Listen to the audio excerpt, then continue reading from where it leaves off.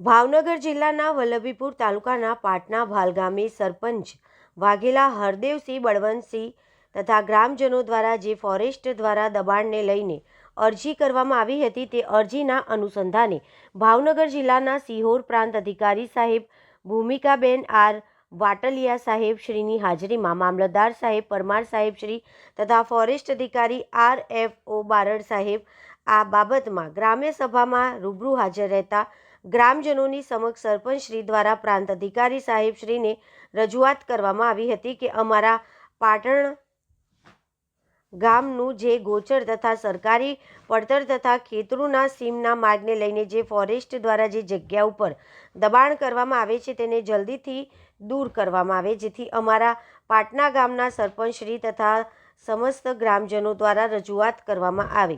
જ્યારે સરપંચ દ્વારા પ્રાંત અધિકારી સાહેબશ્રીને સ્થળ તપાસ કરવાનું કહેલ ત્યારે પ્રાંત સાહેબ દ્વારા એવો જવાબ મળ્યો કે અત્યારે તો રજૂઆત જ છે, અત્યારે અમારી પાસે એટલો બધો સમય નથી, પછી વિગતે જોઈ લઈશું। ત્યારે સરપંચશ્રીએ રજૂઆત કરી કે જે જગ્યા ઉપર ફોરેસ્ટ દ્વારા ફોરેસ્ટ સિવાયની અન્ય જગ્યા ઉપર કબજો કરેલ છે એ જગ્યાઓના પુરાવા રજૂ કરે, નહીતર અમે પુરાવા રજૂ કરવા તૈયાર છીએ।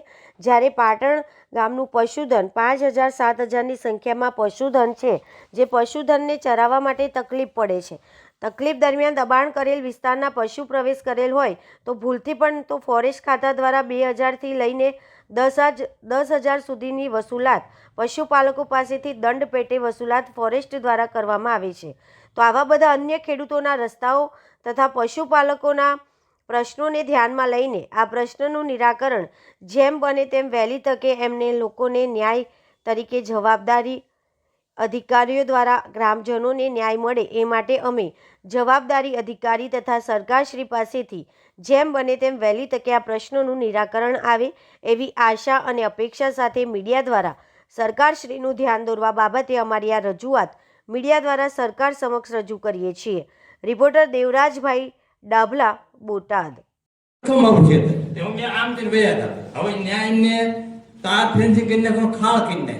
મારે ક્યાં ના આ આપું તો આ બીજા ખેતર છે, મને આપવાનું દે, મારે કહેવાય નહીં તો એ મને ખુલ્લું કરે।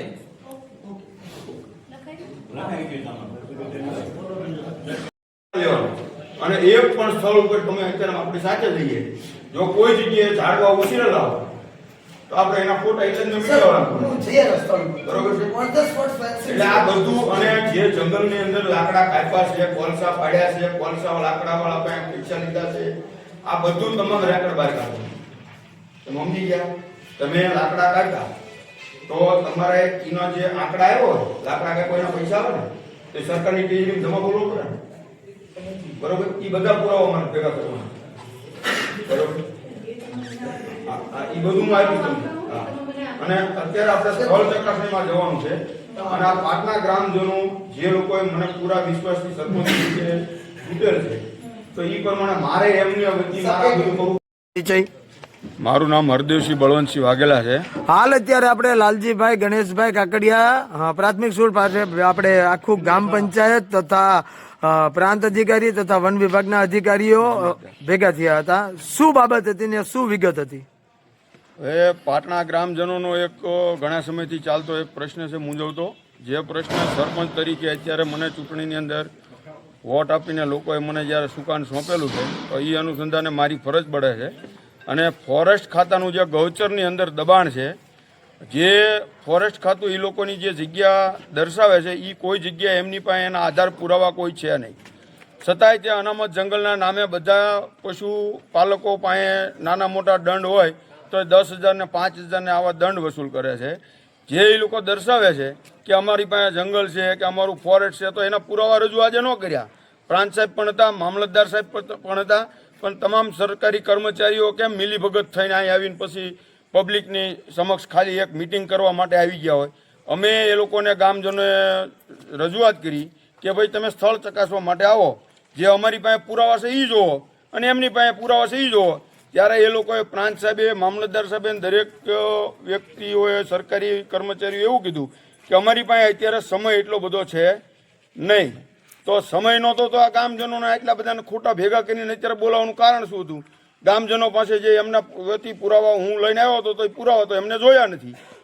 બરોબર, તો ફોરેસ્ટ લઈ જઈને ધરાહાર જો એમને અહીં ફોરેસ્ટને લાવવું છે તો ગામજનો હાઈકોર્ટથી લઈને સુપ્રીમ કોર્ટ સુધી જવા માટે તૈયાર છે. ગ્રામ પંચાયત પણ હાઈકોર્ટથી લઈને સુપ્રીમ કોર્ટ સુધી જવા માટે તૈયાર છે.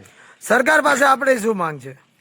અમારા ગામની અંદર ફોરેસ્ટ ખાતું પહેલેથી ભાડા પડતી આપેલું છે એ લોકોને, અને એ લોકો હજી આજની તારીખે પુરાવા રજૂ કરો, એ લોકો પાસે પુરાવા છે નહીં.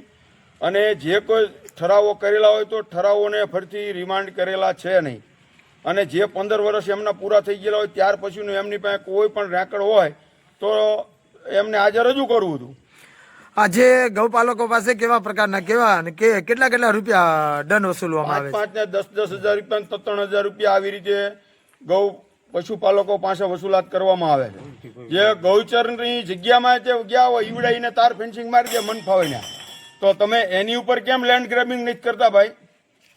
ફોરેસ્ટ ખાતું હોય તો ફોરેસ્ટ ખાતું પણ ગૌચરની અંદર દબાણ કરે એટલે એની ઉપર લેન્ડ ગ્રેબિંગ થાય. જે તે જવાબદારી અધિકારી હોય એનું નામથી જ લેન્ડ ગ્રેબિંગ થવું જોઈએ. જો કાયદો અને બંધારણ ઉપર જો દેશ ચાલતો હોય બરોબર, તો એને અનુલક્ષીને કાયદેસરની રૂએ તે કાર્યવાહી થવી પડે. જે અમે PM સાહેબ અને CM સાહેબને પણ આ ધ્યાન દોરવા માટે આ મીડિયા સમક્ષ